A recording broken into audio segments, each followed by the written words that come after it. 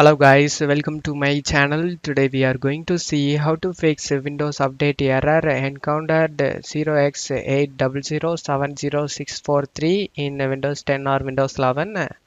Let's fix it guys. You just need to go to search menu and type services, click on open it. In services you just need to search for Windows Event Controller. Just double click on it. Startup type set to automatic and select apply.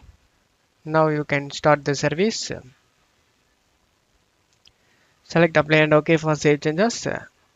Now you need to find the Windows event log. Just double click on it.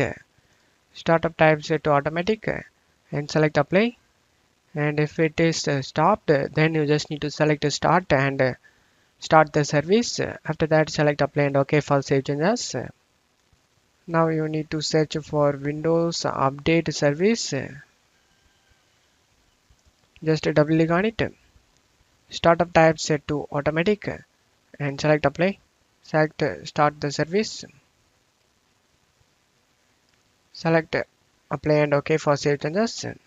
Now you just need to close stuff here and restart your PC. After restarting your PC, you can check if the problem solved or not. If the problem not solved, let's move on to the second solution guys. The second solution, you just need to go to search menu and type cmd. Right click on the command prompt and select run as administrator and select yes. Now you just need to check my video description for this command used in my video. Just copy and paste it one by one.